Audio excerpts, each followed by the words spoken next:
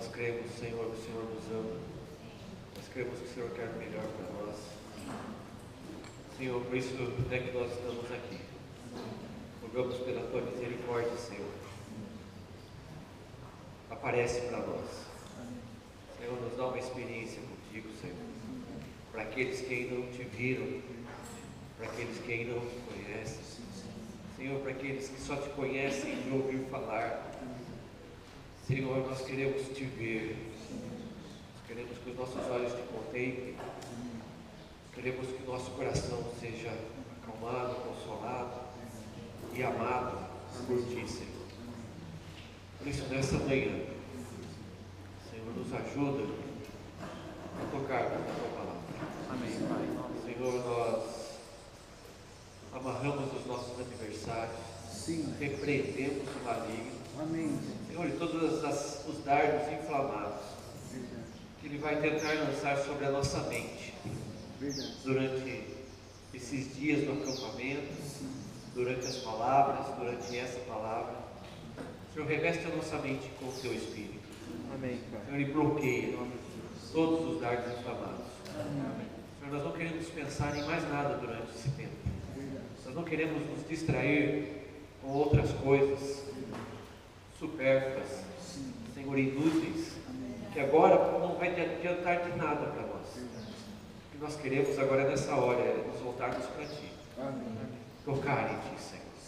Tem misericórdia de nós, derrama da Tua graça, do Teu amor, da Tua bondade, do Teu poder nessa reunião. Pai, em nome de Jesus nós te pedimos. Amém. Bem, jovens, nós vamos falar sobre um tema muito legal. A ira de Deus. É que Deus deu uma acrescentadinha ali no tema, porque senão deixar só a ira de Deus pode assustar, né? Então vamos falar sobre a ira de um Deus de amor. Ontem os irmãos começaram a falar, o Zague de manhã falou rapidamente, né? Porque não deu muito tempo, mas ele falou sobre alianças. Alianças no Velho Testamento. Deus é um Deus que age por alianças. À noite o Alisson falou sobre a aliança no Novo Testamento. E só para reforçar que Deus continua agindo por meio de alianças. Então ele fez uma aliança. E essa aliança é o seu sangue, baseada no seu sangue. Baseada naquilo que o Dani falou, né? Não tinha ninguém que pudesse selar essa nova aliança. Não tinha ninguém que pudesse abrir aquele livro, tirar o selo e começar, né, e abrir tudo que estava no coração de Deus para nós.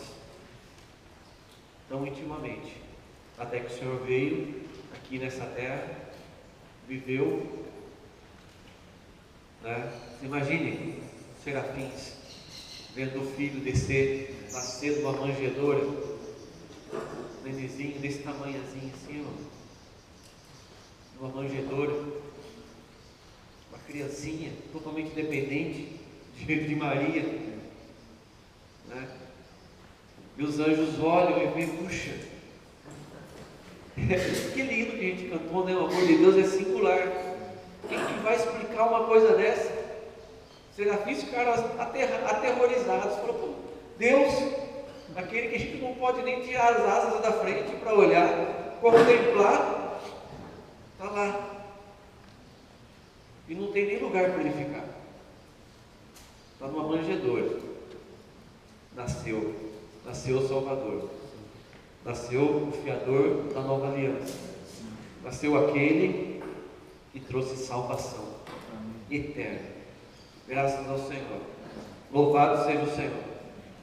Ele nasceu, cresceu, viveu uma vida santa, perfeita, de total obediência. 33 anos. Com 33 anos ele foi batizado. O Espírito desceu em forma de pomba sobre ele. Todo mundo já sabe essa história, mas vou falar, não custa. E para mim, como diz Paulo, cada vez mais a segurança a gente repetir. O Espírito desceu em forma de pomba e falou: eis, e uma voz do céu: eis, te é o meu filho amado, em quem tenho todo o meu prazer. E a partir dali começou seu ministério terreno de 3 anos e meio, ensinando e falando. Puxa, irmãos, 3 anos e meio.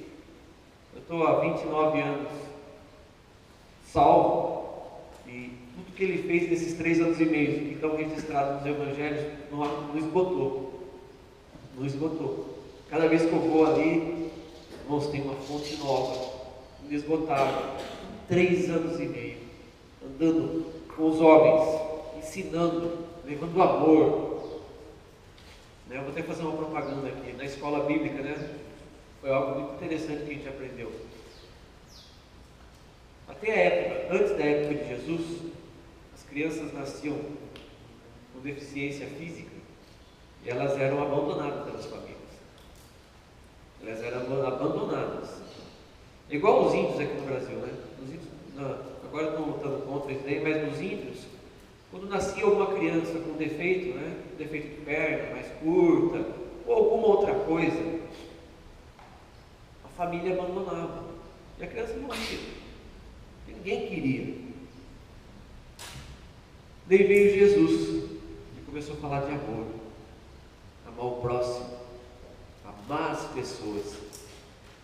E ninguém até Jesus, tantos sábios, tantas pessoas inteligentes, mas ninguém tinha falado do amor como Jesus falou, e como Jesus viveu, e como Jesus deu exemplo. E a partir de Jesus, a partir dos ensinamentos de Jesus, os cristãos começaram a adotar as crianças com defeito. Então as crianças nasciam com defeito, os pais judeus abandonavam, e iam lá os cristãos que tinham recebido o Senhor, que o amor do Senhor tinha entrado no coração deles, iam lá e adotavam, pegavam como se fosse filho deles, e criavam, e amavam aquela criança com aquele defeito.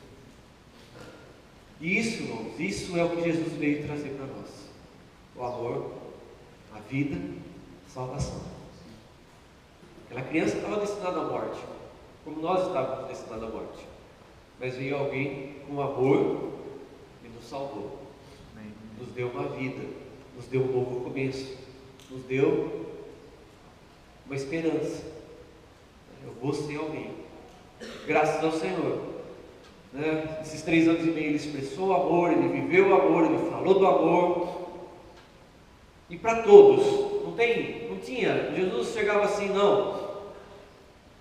Jonas, não vou falar com o Daniel, vou falar para ele, o Daniel é mais bonitinho, vou lá, vou conversar, vou falar do amor de Deus para ele.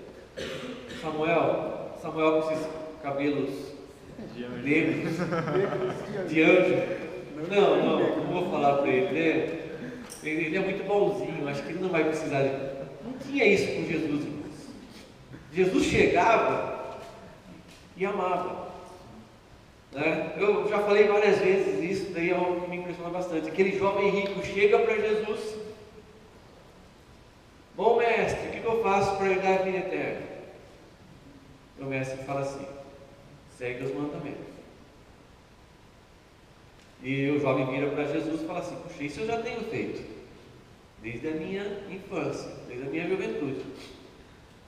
Daí acho que em Lucas que fala, não sei se é Lucas ou Marcos, não me lembro muito bem, Marcos fala que Jesus olha no olho dele, do jeito que eu estou olhando no olho do Guilherme agora.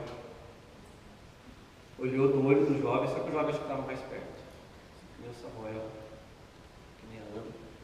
Jesus olhou e em Marcos fala assim que ele o amou.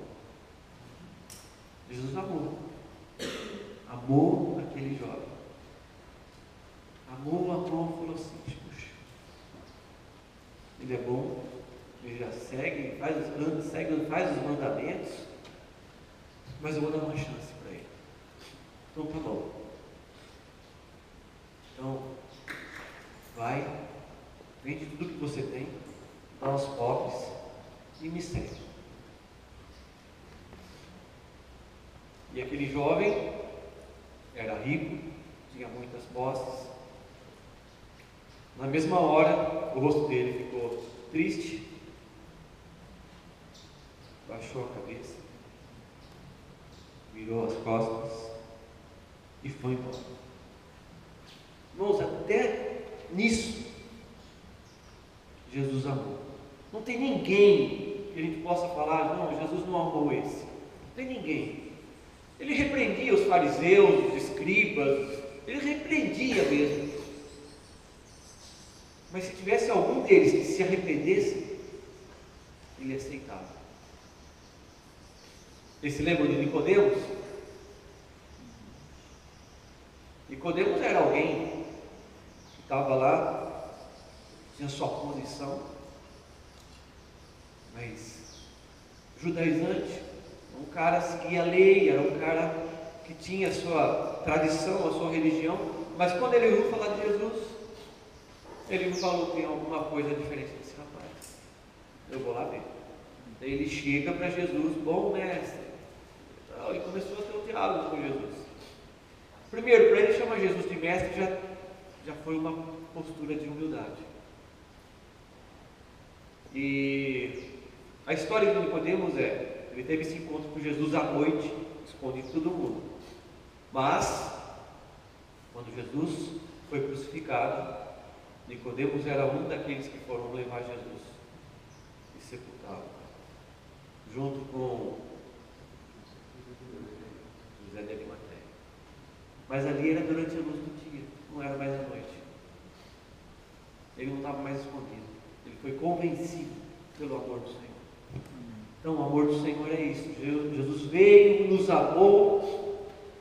Esse amor foi tanto que ele foi até a cruz por nós. Sendo justo, sendo reto, fizeram um julgamento totalmente, ninguém consultou nada. Lá em Isaías fala assim: quem perguntou a sua genealogia? Se perguntasse para Jesus, Jesus era descendente de quem? Davi. Jesus era descendente de um rei, mas ninguém perguntou. Foi um julgamento totalmente parcial. Mas Jesus também não estava interessado em sair daquela situação. E foi até a morte de cruz, derramou seu sangue lá na cruz. E esse sangue, irmãos, é a nova aliança. Ali foi pago o preço por nós. Na velha aliança era o sacrifício era das ovelhas, dos animais, mas na nova aliança o sacrifício é de Jesus. E esse sangue, irmãos, é a certeza da nossa salvação. Graças ao Senhor. Então, velha aliança e nova aliança. Aliança é pacto, tudo que o irmão falou ontem, né? E nessa nova aliança, como na antiga, o que o Senhor requer? O Senhor requer? O Senhor nos dá a salvação hoje. O Senhor nos dá um novo começo, por quê? O que o Senhor requer de nós? O que Ele nos ensina? No Velho Testamento, se você abrir lá em Levíticos, em Deuteronômio, capítulo 7 de Deuteronômio, capítulo 28 de Deuteronômio, Levítico, acho que 28 também, Levítico, no meio do Levítico e tal, o Senhor fala assim: se vocês obedecerem os meus mandamentos. E ele cita e enumera muitas bênçãos. A obediência aos mandamentos. Jesus, em João 15, ele fala sobre isso. Se as minhas palavras permanecerem em vós. Então, o Senhor nos deu algo, o Senhor essa nova aliança para nós, e foi nos dada, é uma aliança de muita vantagem para nós, muita vantagem. Como aquela criancinha que eu falei para vocês, a gente estava perdido, o homem estava perdido. O homem, o destino do homem era o lago de fogo. O destino do homem era a perdição eterna. E a nova aliança nos dá uma salvação eterna. Só isso. Está vendo a diferença de um para outro? Qual que é a extremidade de um para outro? Lago de fogo eterno. Salvação eterna. Tem medidas? Dá para mensurar isso na sua mente, no seu intelecto? Que é isso? Então, irmãos, nós somos muito devedores, né? Porque essa aliança é totalmente boa para nós. Quem sofreu? Quem pagou? Jesus. Só abrir um parênteses, né, falando sobre isso, para explicar, para tentar passar um pouquinho para alguns adolescentes, principalmente, alguns jovens também. E nós fizemos um questionário com eles antes de vir para o acampamento. E alguns não sabem o que é o tribunal de Cristo e nem o grande trono branco. Quem aqui sabe? Levanta a mão. O que é o tribunal de Cristo e o grande trono branco? Presumo que sim. Não é. A gente vai aprender junto então aqui agora. Quem não sabe, levanta a mão. Foi mais ou menos essa a porcentagem também no questionário lá. Muitos não sabiam. Como eu estava falando para vocês, o nosso destino era a perdição eterna, a morte eterna. Daí Jesus vem e nos dá uma vida eterna. Ele colocou o Espírito dentro de nós. Mas, como diz, né, o Tozer fala isso no seu livro, A Procura de Deus, ele fala assim, se fosse só a salvação, ele não é o suficiente. Tem um hino que fala isso também, se concedesse só a salvação, também não seria. O Senhor nos deu a salvação eterna, mas o Senhor colocou o Espírito dele dentro de nós para algo mais, que é um viver de obediência. Ele foi o modelo, Ele é o primeiro, Ele é aquele que mostrou o caminho de como nós sermos agradáveis a Deus. O homem sem Deus, né, totalmente perdido. Como que está? Vou fazer uma pergunta para os jovens aqui, para os adolescentes. Como que está a sua vida? Boa? Quem está com a vida boa aqui? Fala assim, não, minha vida está boa, sossegada. E aí, Isa, como que está a sua vida? Está boa? Tá? Yasmin, está boa a sua vida? Mais ou menos? Mas já? Com essa idade, você já está assim já? E aí, Esther, sua vida está boa? Não? Está trabalhando agora, né? Como que está a vida aqui? Está bem a vida? Está sossegada? Está fácil? Não. Alguém aqui é perseguido? Alguém aqui sofre bullying? Alguém aqui, né, tem que trabalhar muito? Alguém aqui o patrão fica pegando no pé porque tem que produzir? Alguém aqui tem que ir para a escola e na escola tem que prestar atenção e tirar notas boas? E o pai e a mãe exigem notas boas. Como que está a vida? Né? Esses aqui são exemplos que estão na minha cabeça, mas tem mais coisas que podem afligir, que podem nos deixar preocupados. Daniel estava falando que o homem sem Deus é um demônio, né? Só vou pintar um pouquinho isso daí. Na época antiga, os assírios, quando eles conquistavam uma cidade, sabe como que eles faziam a marcação daquela cidade? Sabe? Quem sabe? Quem sabe, levanta a mão. E ainda pegavam uma estaca de 80 metros, furavam uma pessoa com os ganchos e erguiam ela a 80 metros de altura para ela morrer agonizando, comida pelos corvos. Colocavam na frente das cidades que eles iriam conquistar. Então, o Daniel falou aqui, eles pegavam uma estaca de 80 metros, no lugar era de poste, né? Porque de 80 metros, enfiava a pessoa no poste e deixava ela lá em cima, para os corvos comer. Nas cidades que eles iriam conquistar.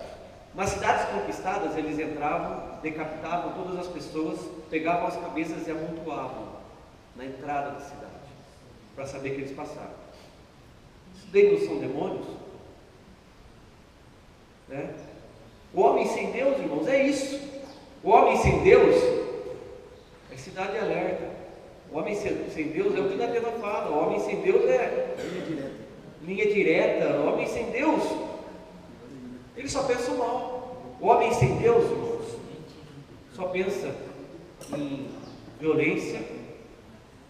Vamos reduzir a poucas palavras. O homem sem Deus, ele só pensa em violência, sensualidade. É isso que o homem pensa.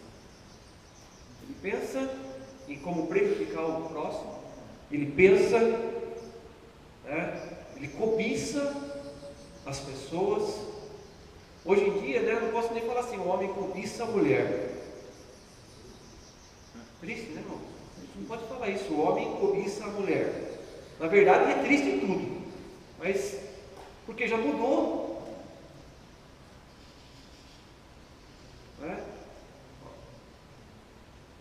As coisas estão tão sérias e tão graves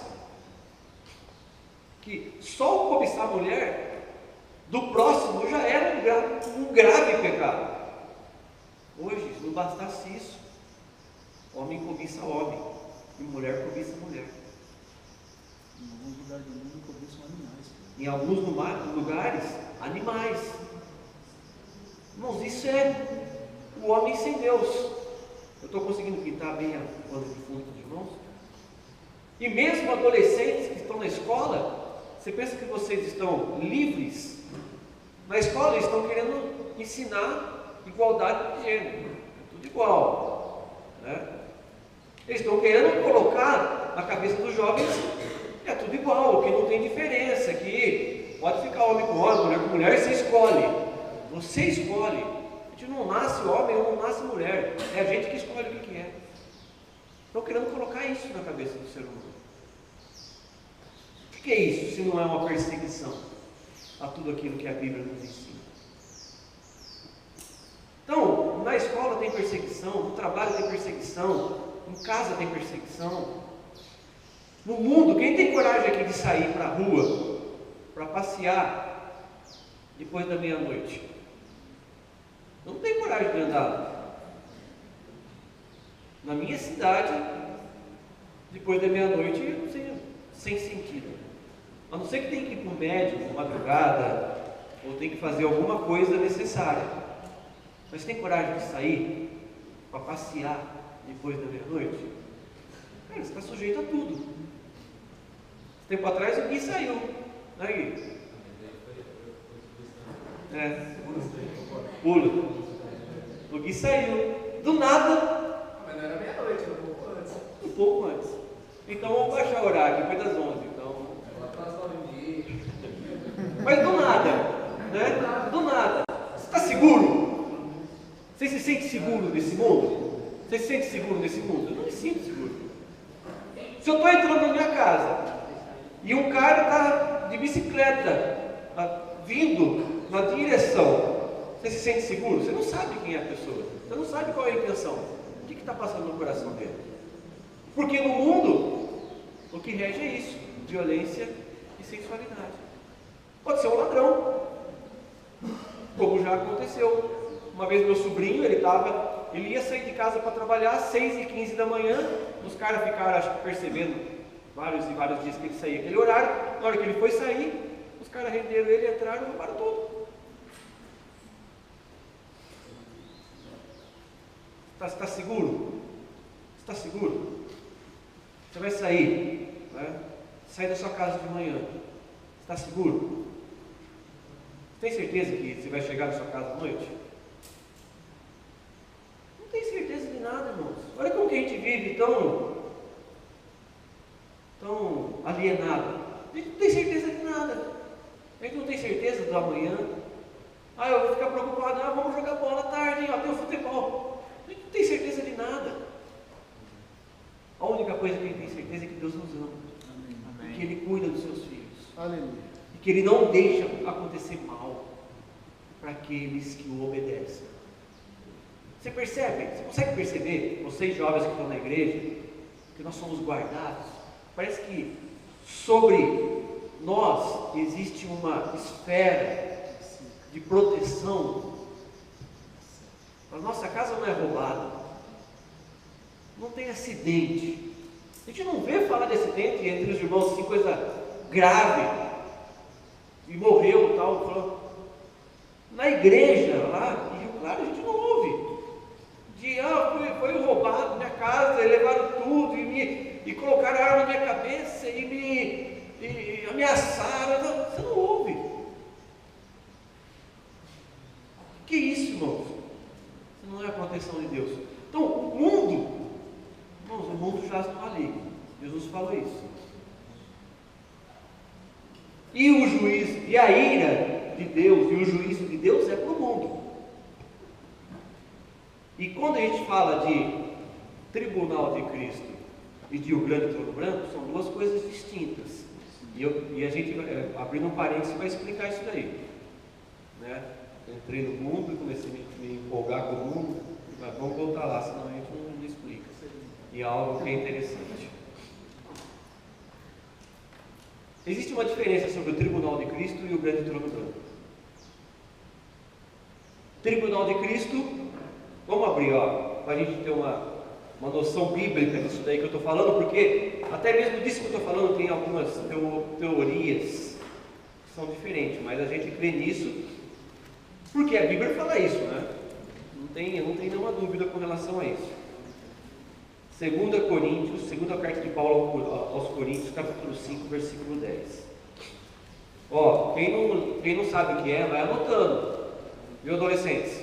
Na próxima vez que a gente perguntar, vocês vão responder para a gente o que é, tá? Segunda carta de Paulo aos Coríntios, capítulo 5, versículo 10.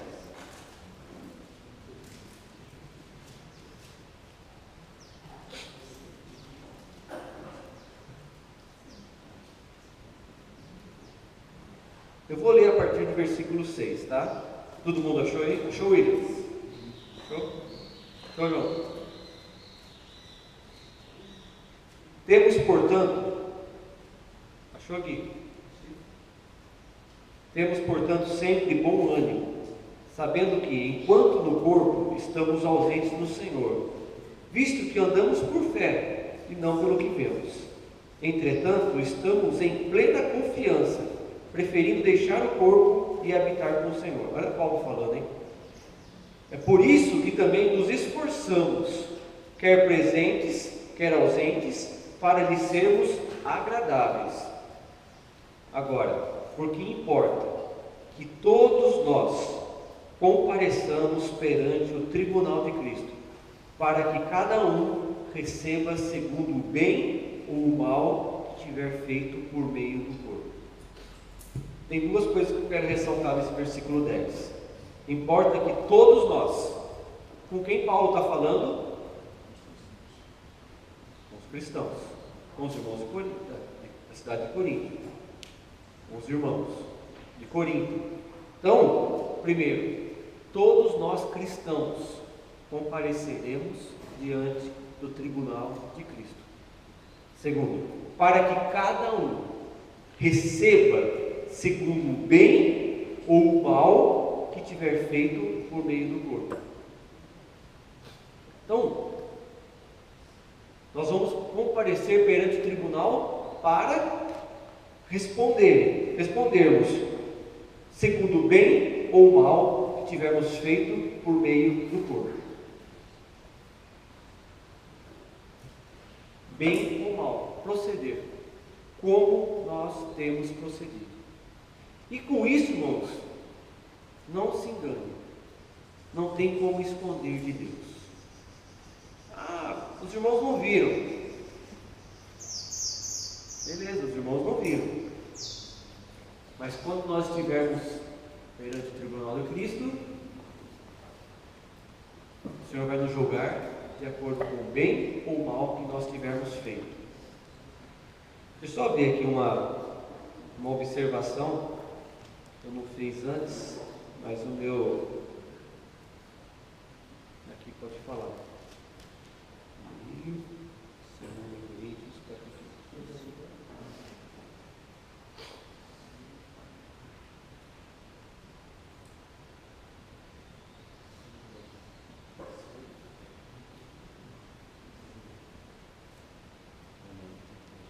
Agora, vamos para outro aqui, ó. Mateus capítulo 16, versículo 27.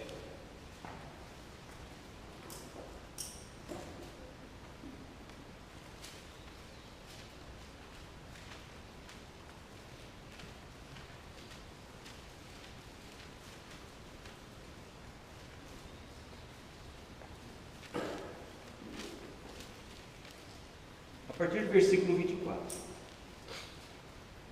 Mateus, capítulo 16, versículo 24. Amém? Achou aí, Vitor?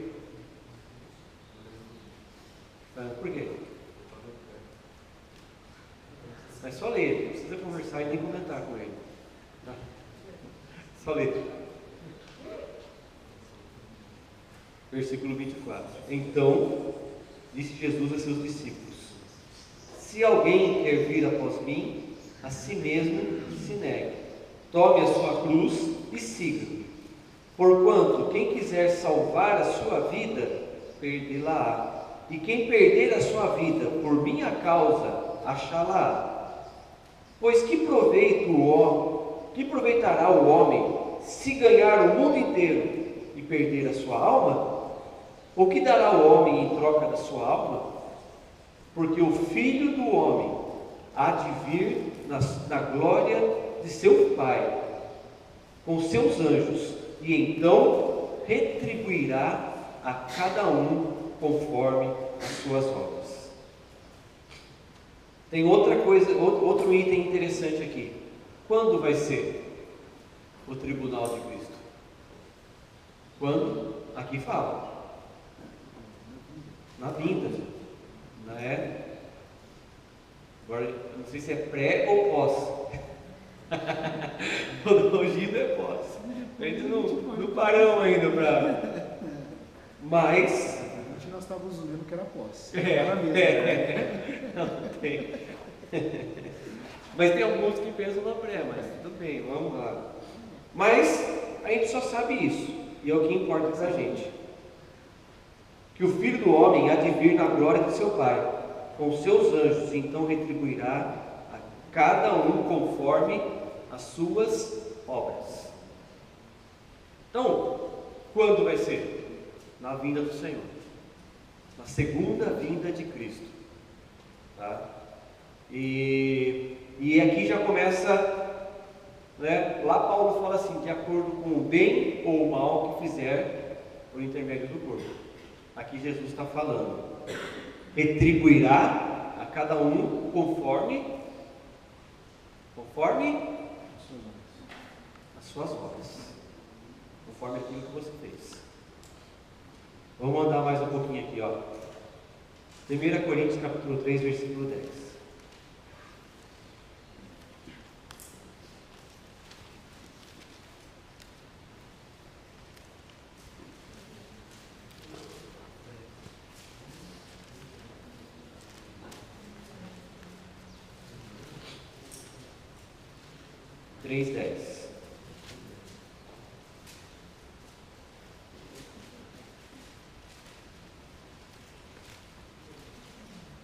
Amém?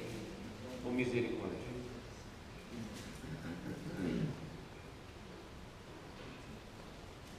Todo mundo achou? Olha lá, mais um pouquinho. Segundo a graça de Deus que me foi dada, lancei o fundamento como prudente construtor, e outro edifica sobre ele. Porém, cada um veja como edifica. Porque ninguém pode lançar outro fundamento, além do qual foi posto, o qual é Jesus Cristo. Contudo, se o que alguém edifica sobre o fundamento é ouro, prata, pedras preciosas, madeira, feno, palha, manifesta se tornará a obra de cada um, Pois no dia com letra maiúscula, a demonstrarás, porque está sendo revelada pelo fogo. A obra já está sendo revelada pelo fogo. E qual seja a obra de cada um, o próprio fogo o provará. Se permanecer a obra de alguém que sobre o fundamento edificou, esse receberá galardão. Se a obra de alguém se queimar, sofrerá ele dano, mas esse mesmo será salvo, todavia, como que através do fogo. Então tem mais algumas coisas interessantes aqui. Paulo está falando de edificar. Ele está falando que o nosso galardão, a nossa recompensa, ela é de acordo. No começo a gente viu o bem ou o mal que nós fizemos. Jesus falou ali das obras. Paulo está falando da edificação. Se o que nós fazemos é ouro, prata e pedras preciosas, quando o fogo vier, vai permanecer. Se as obras que nós fazemos são madeira, feno e palha, quando o fogo vier, vai queimar, não vai sobrar nada. Quando a gente fala de madeira, feno e palha, com relação a fogo, a ser provado, nós estamos falando de coisas inúteis. Quando a gente vive de forma inútil, corre atrás de coisas que são inúteis, nós edificamos coisas inúteis. E isso, quando o Senhor vier, vai ser queimado e não vai sobrar. E quando a gente fala de coisas inúteis, o que são coisas inúteis?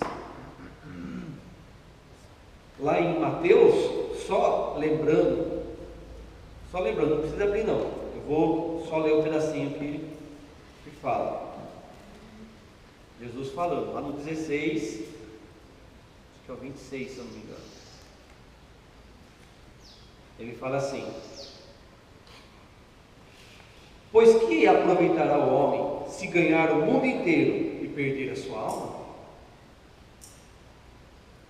Ganhar o mundo inteiro, de acordo com o que Jesus está falando aqui, o que é? É útil ou é inútil? O que adianta ter o mundo inteiro, mas não se atenta para as coisas que podem salvar a sua alma? Ou o que dará o homem em troca da sua alma? Então, como nós edificamos hoje? Como nós procedemos? Como nós fazemos? É isso que fala o tribunal de Cristo. O tribunal de Cristo, quando o Senhor voltar, nós já vimos que é no dia do Senhor. Aqui fala dia, quando fala desse dia com letra maiúscula, é naquele dia, quando o Filho do Homem vir na glória do Pai, com seus anjos, é na segunda vinda de Cristo. Nesse dia, o Senhor vai julgar tudo que nós fizemos. E daí vai ter, edifica ou não edifica? Permanece ou não permanece? Mas você vê que Paulo ele é cuidadoso, ele fala assim, no versículo 15: se a obra de alguém se queimar, sofrerá ele dano, mas esse mesmo será salvo. Eu li um comentário, o irmão falou assim: a obra vai ser provada, mas as pessoas são salvas. São salvos. São pessoas que não vão perder a salvação. Elas já são salvas. Mas a obra, o que ela fez, vai passar pelo fogo. E é aí que Deus vai retribuir, de acordo com o que nós tivermos feito. Para alguns, são 1000 anos reinando com o Senhor. E para outros são 1000 anos de disciplina, onde há trevas e ranger de dentes. E tem algumas passagens da Bíblia que exemplificam bem isso que eu estou falando. Uma é a parábola das 10 virgens. Quem conhece a parábola das 10 virgens aqui? Quem pode me contar resumidamente?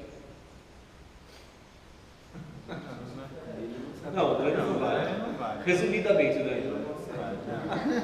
Resumidamente. Vai, tia lá, fala a parábola das 10 virgens. Você não sabe falar? A língua.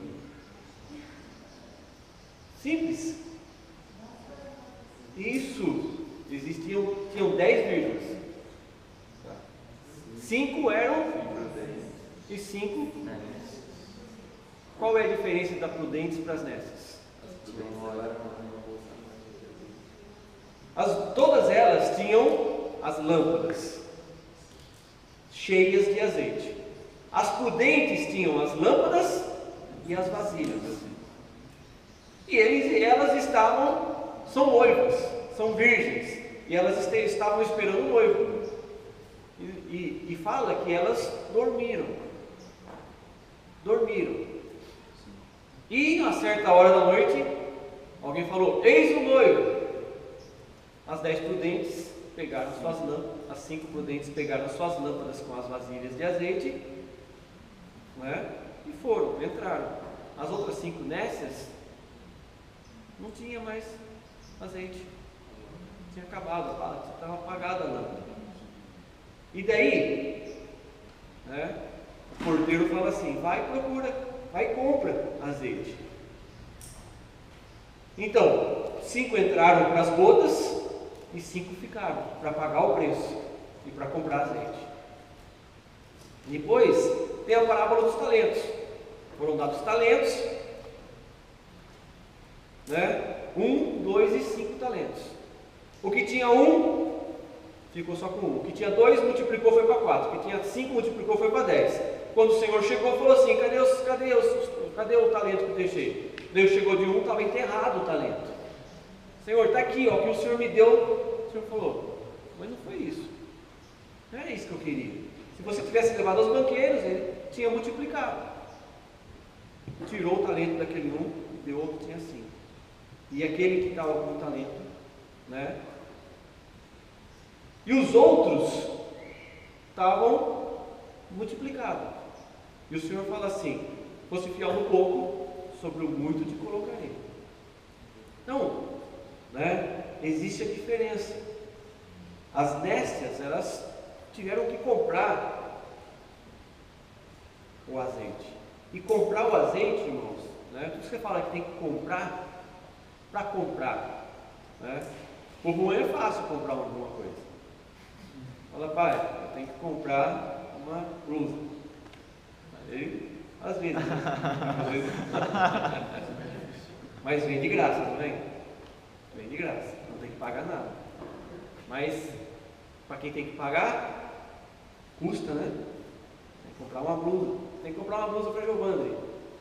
E daí? Tem que trabalhar. 2 aulas.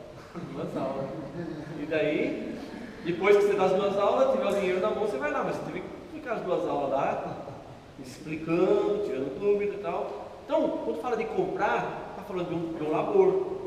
Elas tiveram que ir para um lugar onde elas iriam pagar o preço por aquele azeite. Então, tribunal de Cristo basicamente é isso, irmãos, né? É o julgamento do Senhor para os salvos de acordo com as nossas obras, de acordo com como edificamos. Vocês podem ser adolescentes, mas vocês também têm uma obra de edificação na igreja. Ah, eu sou adolescente, então eu só recebo. Não. A maneira como você procede na igreja, a maneira como você procede com Deus, é a maneira como você edifica. E os jovens é a mesma coisa.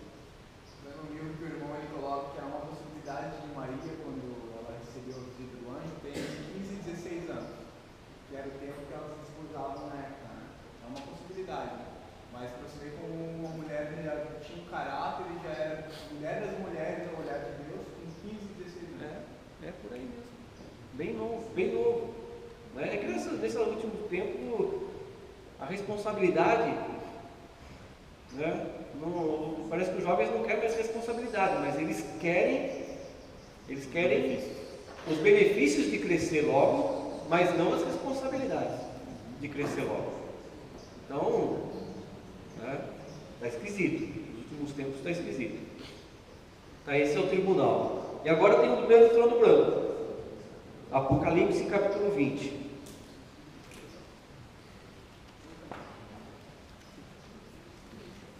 Esse daqui, irmãos,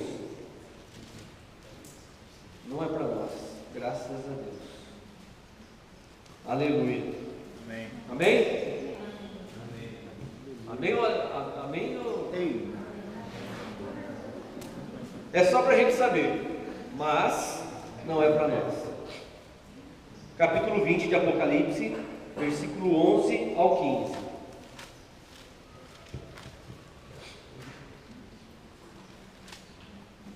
Vi um grande trono branco, e aquele que nele se assenta, de cuja presença fugiram a terra e o céu, e não se achou lugar para eles. Vi também os mortos, os grandes e os pequenos, postos em pé diante do trono. Então se abriram livros. Isso aqui é bom, é interessante a gente abrir um parênteses aqui também. Livros. Irmãos, tudo o que é feito está escrito em livros, tanto dos incrédulos como dos crentes. Tudo está escrito em livros diante do Senhor. Livros então se abriram livros. Ainda outros livros, o livro da vida foi aberto. Outro livro, o livro da vida foi aberto.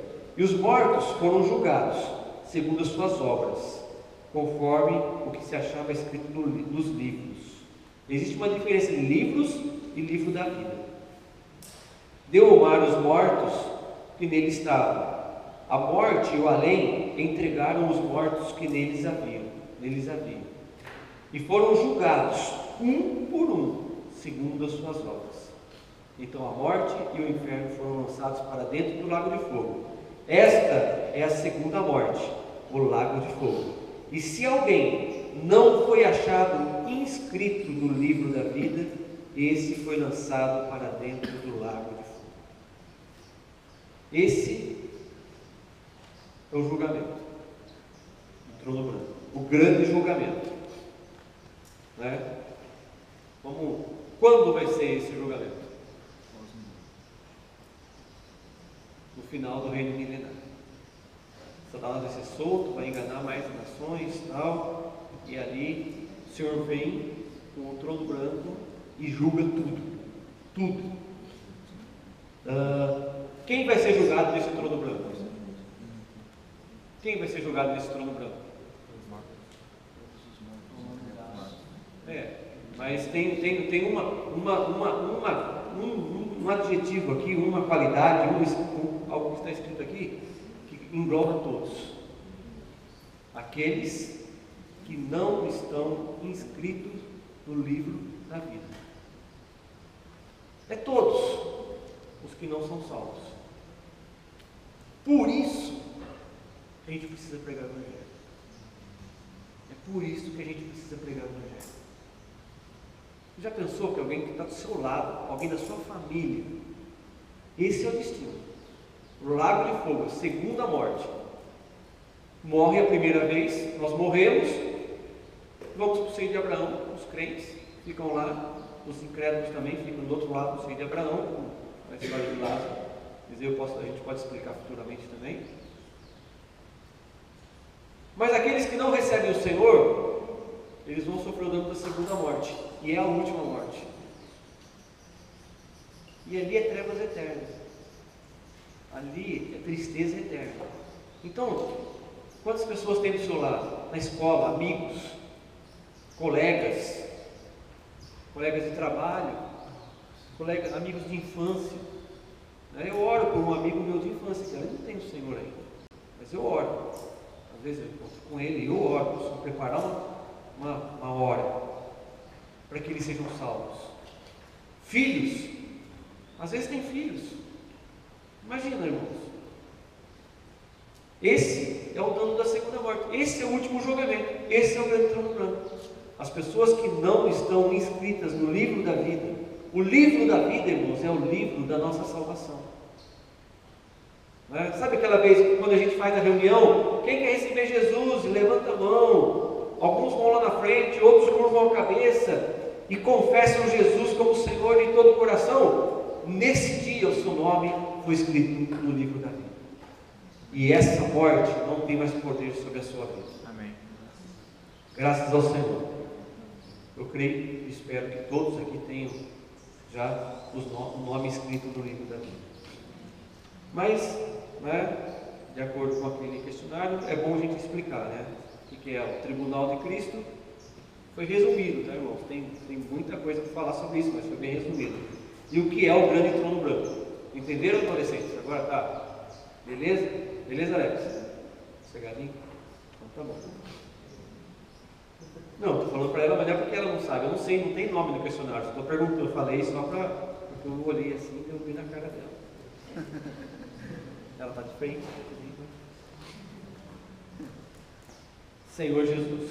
Então, se tem julgamento, se existe julgamento, né, é porque existe uma lei, uma aliança, algo que foi feito por Deus e colocado por Deus. Nessa lei, né, tem os seus deveres e os seus direitos. Nós temos tem muito direito, a gente tem muito. Não é seus deveres e seus direitos. Nós temos nossos deveres e privilégios. Se você andar na lei, você tem a liberdade, os privilégios, a regalia de alguém que anda na lei. Paulo fala assim: a gente não tem que ter medo da lei. Por quê? Se você anda em conformidade da lei, que medo você tem que ter de um policial? Se você, né, o Juan insiste muito nele, se você anda de cinto de segurança, com o documento do carro em dia e com a sua carteira em dia, você tem medo de um policial ou você tem segurança com um policial? Hã? Segurança, porque se tiver algum bandido, alguém que está, algum carro que não está em condição e pode causar um acidente, se tem um comando e parar aquele carro e estiver irregular, para mim é segurança, se eu tiver tudo em ordem. Então Paulo fala isso, fala assim: a lei não é a lei é só para nos manter no caminho, a lei é para nos dar a direção. A lei é para nos ensinar o que é certo. Esses são os mandamentos. É por isso que o Senhor fala e insiste tanto. Se nós conhecermos os mandamentos do Senhor e os praticarmos, verdadeiramente sereis meus discípulos. Se a gente conhecer os mandamentos do Senhor e andar em conformidade com a lei do Senhor, irmãos, esses dois tribunais aqui, a gente está fora, mas o tribunal de Cristo, irmãos, não vai ser tristeza. Vai ser alegria. Aleluia, o Senhor voltou. Senhor, pode puxar a ficha aí. Pode puxar. Não é capivara, não. Vai ter lá só assim, ó. Né? Samuel Fantinazzi. Delitos. Não tem nada, velho. É Fantinazzi? Fantasia. Delitos. Está em branco. Obrigações, todas cumpridas. Ah, beleza. Não, amém. Pode entrar. Juan Estevam, entra lá. Vamos que está lá. Delitos. Está em branco. Está em branco. As obrigações, todas em dia. Então pode entrar com eles. Não. Mas, para ter essa segurança, para ter essa ousadia, quando está com tudo em ordem, não é até gostoso quando polícia para, fala assim, não, tá tudo em ordem.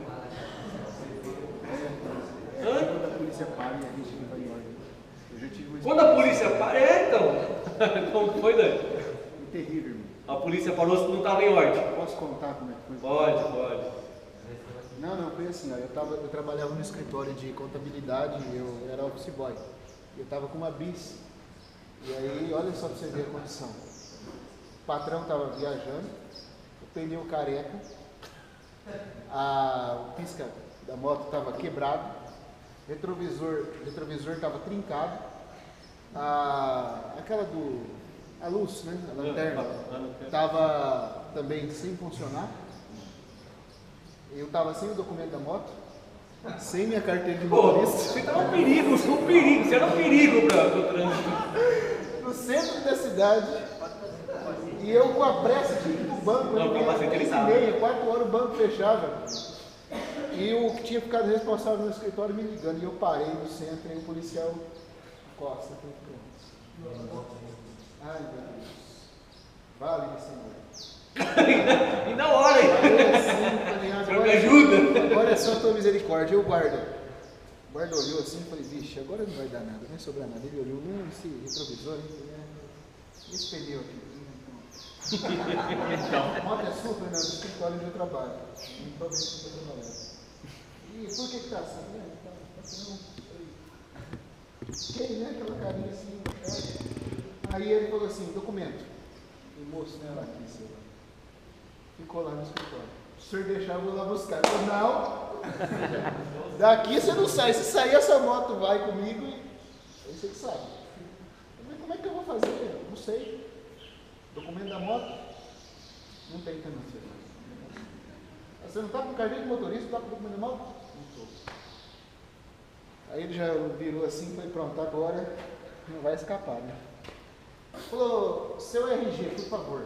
Pelo seu RG dá para mim saber se você é autorizado a dirigir ou não. Falei, seu guarda, eu não lembro. Você não está com ele, eu não estou nada. Mas você não lembra o RG? Eu não lembro. Ah, seu guarda, o senhor vai fazer o quê? Eu só falei assim, a multa vai vir para mim ou para o meu patrão? Pera aí, vai. Mas você não tem jeito. Ele me emprestou o celular dele para me ligar no escritório e pegar o número do meu RG que eu não lembrava. Aí ele falou assim, vai embora, vai. Você está trabalhando, vai embora. O negócio é pegar bandido, vai. Você vai dar muito trabalho para mim. Mas foi uma sorte que, assim, foi a misericórdia do Senhor mesmo. Mas, irmão, eu sei, por experiência, o que é dever para um policial. O negócio não é simples. É só para contar, só para os irmãos. A gente se mete nos abundantes. Mas é bom. Dá muito mais trabalho. É bom. É bom porque o Senhor sempre nos dá uma segunda chance. Uma segunda chance. Sim. Né? Às vezes a gente não precisa chegar ao tribunal de Cristo para ser julgado. Pedro fala, né? O julgamento já começou pela casa de Deus. Então, se está tudo em ordem, a gente tem segurança. Não tem problema. A gente pode ter confiança. A gente vai ter confiança porque a porta vai estar aberta para nós. Mas se não estiver em ordem, aí a coisa fica séria. Daniel poderia ter sido levado preso e a moto também ter sido guinchada. Porque ele estava sem documento. O policial podia facilmente levar ele para a cadeia e segurar ele lá até chegar o documento dele. Não sabe quem ele é? Entendeu? Então, se está tudo bem, está tudo certinho, beleza. Se está do jeito que eu falei do Samuel e do Bruno aqui, ó, vocês estão garantidos. Amém. Mas, Amém. como que está a nossa vida com Deus? O Senhor fala de nós amarmos a Ele e amarmos o próximo. É o primeiro e grande mandamento. Como que está a nossa vida com Deus? Como que está o nosso amor para com Deus? Esse dia eu estava pensando e conversando com o Senhor, eu falei, Senhor, como falar de amor de uma maneira que possa alcançar os corações? Aí a gente foi tendo uma comunhão ali, fui lembrando de algumas coisas, né?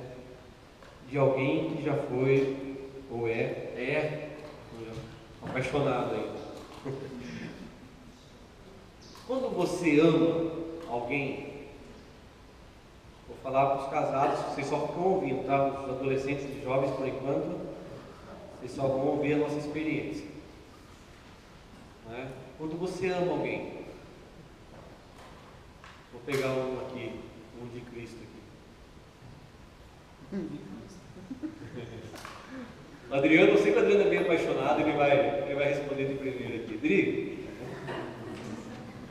você ama a Lídia, certo? E quantas vezes você lembra da Lídia por dia?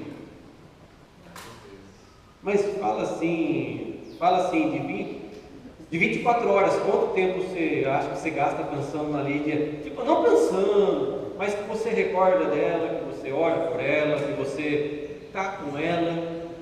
Um bom tempo do dia, né? Mesmo quando você está longe, você lembra. Sente saudade? Sente saudade? Sente saudade? Quando você está lá em Piracicaba dando aula, às vezes bate uma saudade. Quando você lembra, você ora por ela. Tá, e quando você pode, você faz de tudo para estar perto dela? Deveria fazer mais. Deveria fazer mais.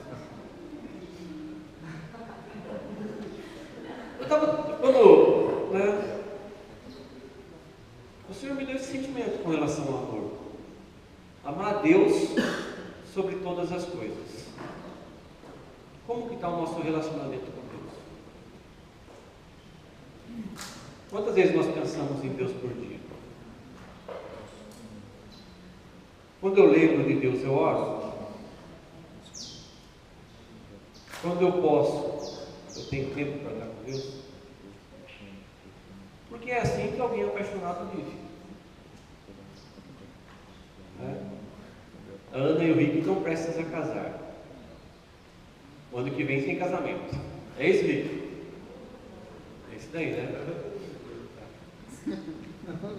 E daí? Você pensa na Ana, a Ana pensa em você? Vocês se esforçam para estar junto o máximo do tempo possível? Não é assim? E Deus, irmão? E Deus? Como que está? Né? Senhor Jesus, quanto tempo? Senhor, puxa, irmãos, é tão ridículo,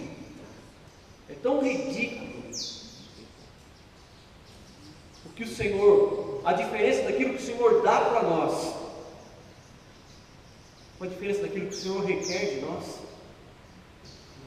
é tão imensamente desproporcional do lado de Deus. Deus, irmãos, Ele cuida de cada passo seu. A Bíblia fala que Ele sabe, Ele conhece os fios de cabelo, o cabelo bonito de Samuel, um por um. Ele fala que não caiu uma folha da árvore sem que Ele consinta.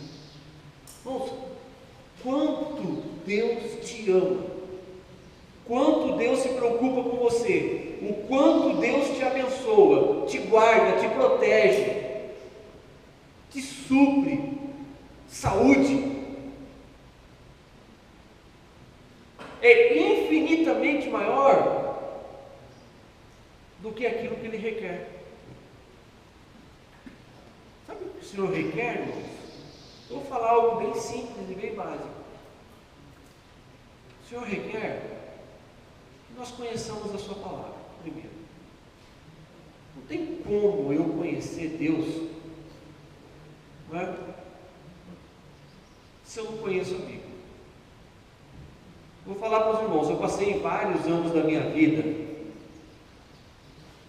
eu até compartilhava a mensagem, mas eu não tinha lido a Bíblia inteira.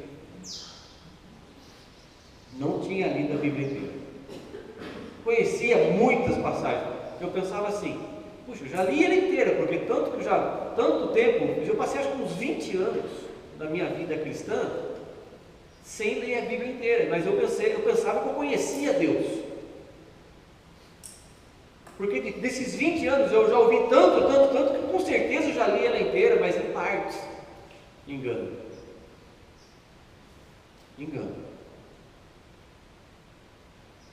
Só conheci Deus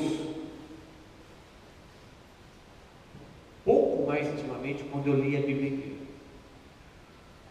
Porque tem coisas ali, irmãos. A Bíblia é um livro maravilhoso. Você lê um versículo hoje, né? Não vou ler esse daqui do trono branco, porque não dá para sair alguma coisa assim, né? Vamos pegar um mais facinho assim. Vamos pôr o Coríntios aqui que está bonito. Né? Daí você lê. Se a obra de alguém, se permanecer a obra de alguém sobre o fundamento que edificou, esse receberá galardão. Você lê a Bíblia, você passa aqui e Deus fala assim, puxa, né? Você está lendo, parece que a palavra vem assim, pula na sua mente, e aquilo fica lá. Se permanecer a obra, parece que você leu e a palavra pulou, e aquilo fica permanecer. Daí aquela palavra gera uma oração, Senhor, eu quero que a obra permaneça, Senhor, eu quero que tudo que eu faça seja ouro, prata e pedras preciosas. Eu quero aprender contigo, Senhor. Eu não quero fazer nada que seja inútil para ti, mas eu quero edificar, eu quero que a obra permaneça. E daí você ora, né, aquela palavra fica na sua cabeça e tal. Daí no outro dia, você vai e por coincidência você passa aqui de novo. E daí você lê. Se permanecer na obra de alguém, você vai lembrar daquele dia que você leu, com certeza, porque aquela palavra é marcante. Sobre o fundamento que edificou, esse receberá galardão. Obra e fundamento. Parece que a palavra pula de novo, mas é outra palavra, mas é no mesmo texto. Eu li num dia e uma palavra veio e pulou. E aquilo parece que pegou na minha mente como um chiclete. E eu fiquei pensando nela o dia inteiro. Daí eu passei para o mesmo trecho. E outra palavra, que louco, também colou na minha mente. E eu comecei, fundamento, obra, galardão. Senhor, me faça humilde, faça simples, porque eu quero que o Senhor faça a obra por meu intermédio, mas que seja aprovado por ti. Então, quando eu falo de ler a Bíblia, lê inteiro. Mas você nunca pense, eu li a Bíblia inteira. Eu conheço.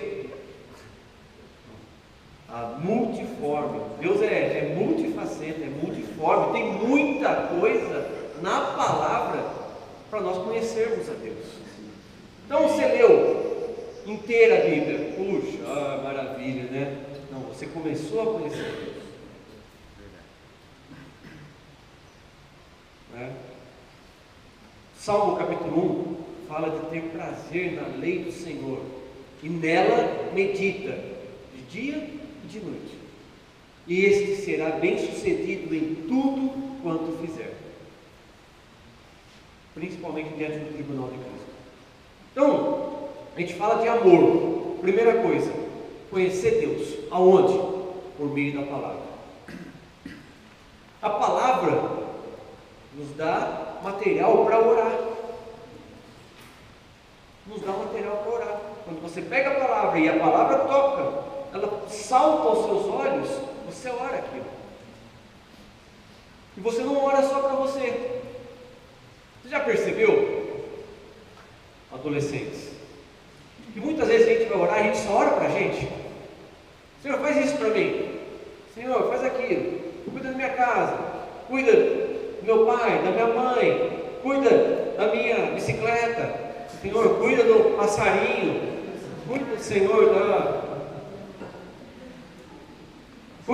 Cuida da viagem que eu quero fazer no final do ano. Senhor, a gente só ora para a gente.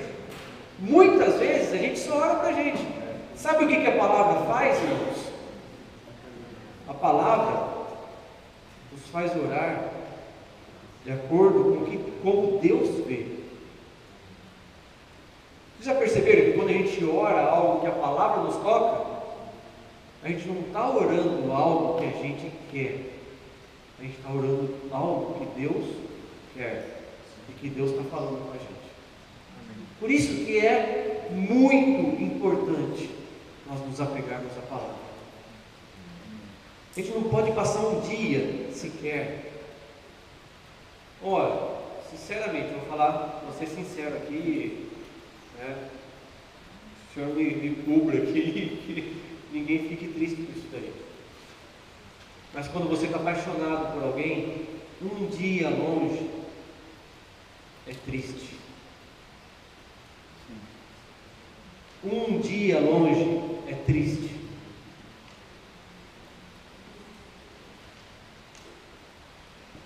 Quando, que o amor do Senhor arda no nosso coração. E que nós não consigamos passar um dia sem termos um contato com a palavra. Amém. Porque se a gente não tem contato com a palavra diária, é um sintoma de que o nosso amor ainda é muito superficial. O nosso contato com Deus ainda é muito superficial. Se eu só abro a Bíblia de final de semana quando eu vou para a reunião, alguns nem levam a Bíblia para casa, já deixam no local, porque quando chega, só pegar. Mas a Bíblia não é para isso. A Bíblia é algo diário, é algo vital, entendeu? É como o ar. A gente respira como a água que a gente bebe. Fica 3 dias sem tomar água, você vai ver o que acontece. Você fica desnutrido, começa a sentir calafrios e passa mal e morre. A palavra de Deus, irmão, a gente não sabe o que foi pago para isso chegar até nós. E senão a gente ia dar valor. Senhor Jesus. Primeira coisa com relação ao amor é isso, irmãos, palavra. Quanto você se achega à palavra, é um sintoma do quanto você valoriza e ama a Deus. O segundo item é a oração. Orar. A gente tem que aprender a orar. Os discípulos certa vez chegaram para Jesus e disseram: Jesus, João ensinou os discípulos dele a orar e tal, a gente quer aprender a orar com o Senhor. Daí Jesus fez uma oração maravilhosa, uma oração que abrange todos os aspectos da nossa vida. A oração do Pai Nosso. Não que a gente precise repetir o que ele falou, mas a gente precisa entender a mensagem que ele passou. Ele fala assim: o pão nosso de cada dia dá-nos hoje. Qual que é a mensagem que ele quer transmitir? Só nessa frase tem 2 mensagens que ele quer transmitir. A primeira é que é Deus quem nos dá o pão. Não pense que é o seu trabalho, não pense que é o seu braço forte, não pense porque você ganha bem, não pensa, meu filho, não é nada. Se não tiver saúde, se Deus não abrir a porta, não tem nada disso. Pode ganhar dinheiro, se Deus não repreender o devorador, meu filho, pode ganhar 20, 30, 50 mil reais por mês. Não vai dar. O dinheiro não vai dar se Deus não tiver ali. Então, pão nosso de cada dia. Senhor, me dá o pão. O pão vem de ti. E segunda coisa que a gente pode aprender, de cada dia. Cada dia. É como se Jesus estivesse falando assim: pede hoje, por hoje. Amanhã, você pede por amanhã. E depois de amanhã, você pede por depois de amanhã. Ele está falando assim: precisa orar todo dia. Você precisa pedir o pão todo dia. Você precisa declarar a sua dependência de Deus todo dia. Quando você pede o pão e reconhece que vem de Deus, é como se você estivesse falando assim: Senhor, eu não sou nada, eu preciso de Ti, me dá o pão desse dia. Eu não confio no meu trabalho. Ele é efêmero, ele pode passar como uma nuvem, ele pode acabar. Amanhã você chega no trabalho demitido, foi mandado embora, acabou o trabalho. Não tem. Passa. E quando você ora, você está falando assim: Senhor, eu não confio no meu trabalho, eu não confio no quanto meu patrão é bom, eu não confio em quanto eu consigo fazer, eu confio em Ti. Prepara o pão desse dia, Senhor. Vamos, a gente tem que pegar a mensagem que Jesus está passando nessa oração. Ele não está passando uma tradição, um formalismo. Não que não possa orar, também pode, faz do jeito que o Espírito te ensinar. Mas pegue as mensagens que Deus está passando, que Jesus está ensinando. Não nos deixe cair em tentação. Quem consegue resistir à tentação aqui sozinho, levanta a mão. Ninguém. Ninguém. E o que o Senhor está falando? Ora, pede a minha cobertura. Pede para eu cuidar de você. Porque se você pedir, eu vou te atender. Livra-me do maligno, ou livra-me do mal. A gente não consegue, a gente nem vê, irmãos. Está vendo esse lugar aqui? Bonito, né? Amplo e tal. Irmão, pode ter um demoninho sentado naquela cadeira, tirando dardos inflamados na sua mente, você nem está vendo. Ele pode estar jogando pensamento agora na sua cabeça. Ele pode estar jogando em cima de você um espírito de sono, para você dormir. E você nem está vendo. Mas quando você ora, Deus olha por você. Deus vela por você. Está vendo? Ele fala assim: Pai nosso que estás no céu. Olha quantas mensagens tem em cima de uma oração. Pai nosso. O que ele está falando, irmão? Se Jesus orou para o Pai, Ele quer nos ensinar a termos um relacionamento com Deus de Pai. De Pai. Pai e Filho. Você chega, né? Você chega para sua mãe, como que é o exemplo? Esse dia o irmão me deu um exemplo muito legal de pais e filhos. Ele fala assim: filho tem que se preocupar com o que vai comer? Vocês estão preocupados com se vai ter comida lá daqui a pouco? Alguém está preocupado? Não precisa estar preocupado. Não precisa. Vocês estão? Olha, está preocupado, grupo? Não precisa, rapaz. Não precisa, porque o Senhor já preparou uma comida boa para nós. E está lá, está sendo, tem servas que estão lá preparando com o maior carinho, o maior amor. Bom, um filho não precisa ficar preocupado. Ele chega em casa, ele vai para a mesa e está lá a comida. Um filho não precisa ficar preocupado com o agasalho. Chega lá, a mãe já lavou e já passou e está bonitinho. Você pode estar correndo sem agasalho lá atrás, a mãe quase se mata. Que delícia, está por aí, não? Quase se mata para colocar um agasalho na Giovana, porque a Giovana estava correndo sem camisa, sem um agasalho, estava só de camiseta e estava frio. A mãe quase se matou para dar machucou o pé e tal. Bom, ei, Giovana? Então, mas Giovana nem lembra o horário do antibiótico, mas a mãe dela lembra. Vamos dizer, pai, quando ele fala assim, Pai Nosso, ele está falando disso, de um relacionamento. Entrega tudo na mão do seu pai. Entrega. Não precisa se preocupar. Entrega a sua segurança. Entrega o seu conforto. Fala assim, ó, não entrega tudo. E ele vai. Você vai chegar para comer e ele vai estar lá. Você vai precisar de segurança e ele vai estar lá. Né? Às vezes tem que fazer alguma coisa, sair de madrugada para fazer alguma coisa, né? E já pensei algumas vezes, falar assim, vai lá, Jonas, faz isso, né?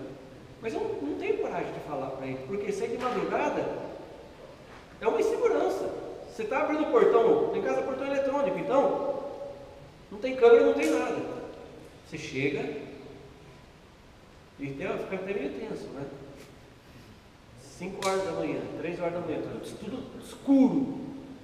Do lado da minha casa tem um corredor largo. Se alguém quiser fazer maldade, é só parar naquele corredor, na hora que erguer o portão ele entra. Mas eu não deixo ele fazer isso. Eu vou e eu faço. Nossa, o Pai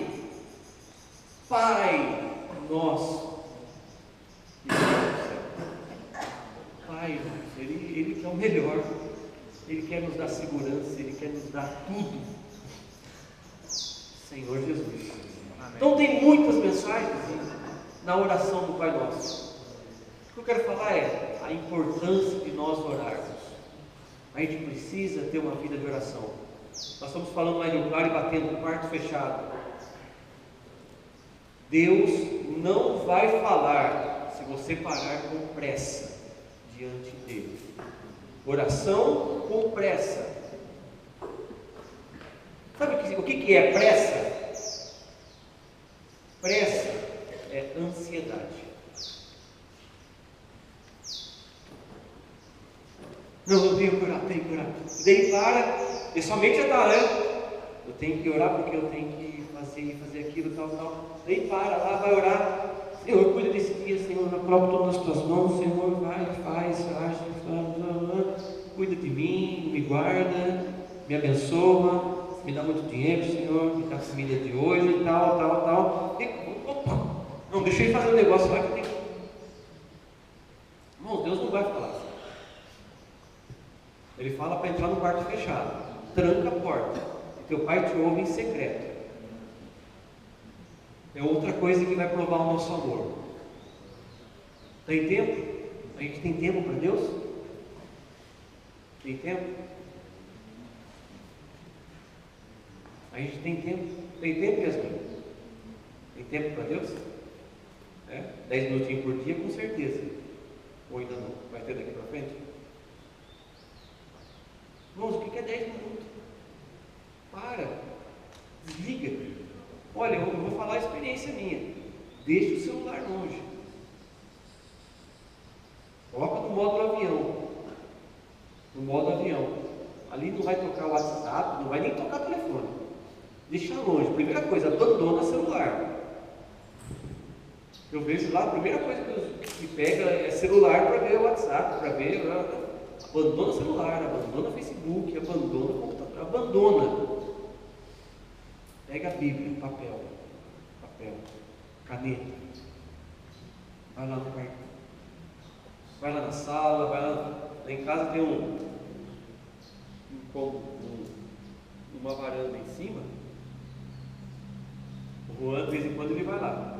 Ele vai lá, entra, vai lá na varandinha lá, tranca a porta, fica lá sossegado, ninguém incomoda ele e fica lá na leitura. Vai para um lugar tranquilo. Vai lá e ora. E lê. Se encontre com o seu amado. Beije o seu amado, abraça o seu amado. Deixa o Senhor tomar conta da sua vida. O mundo é muito feio. No mundo, como a gente já falou, há muita opressão. Mas quando você se achega a Deus, há conforto, a paz, a alegria. Eu só posso falar nesses 29 anos, né? O melhor desses 9 anos para cá. Bom, nada tem me faltado. O Senhor tem suprido amplamente em todas as coisas. E que o Senhor possa prosseguir e avançar. E quando Ele tiver o juízo dele, é por meio da sua ira, né? A ira, ou Ele vai ter que exercer um juízo no homem. Ele não precisa ficar irado conosco, mas Ele encontre em nós alguém que ouve a palavra e pratica, alguém que ora, alguém que lê a Bíblia, alguém que o ame verdadeiramente, né? Não adianta falar que ama. João fala, né? Não amemos de palavras, mas de fato e de realidade. Falar que ama é fácil, irmão. Eu te amo. Assim, né? Eu amo todos vocês. Fácil falar. Na verdade, eu me esforço por amar com atitudes. Mas eu não consigo dar para todo mundo o mesmo carinho que eu dou para alguns. Eu quero dar, mas ainda sou limitado. Mas quando o Senhor fala, a gente tem que aprender a amar. Não só de palavra, mas em atitude. Vai, abraça, né? Ora junto, né? Isso é atitude.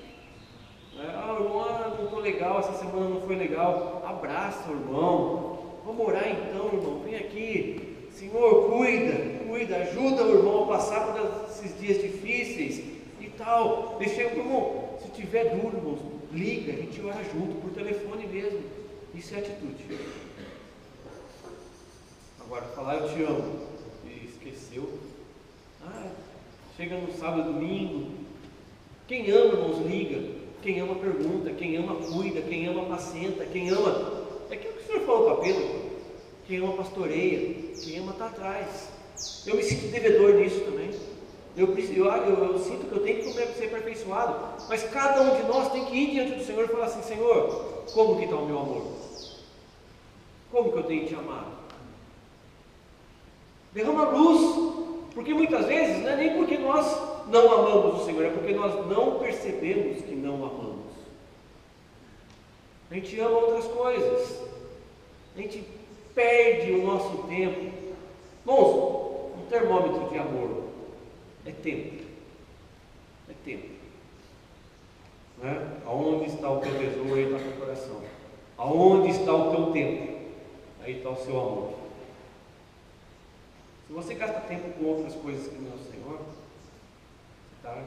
Na verdade, aquilo é um grande amor da sua vida. Amém?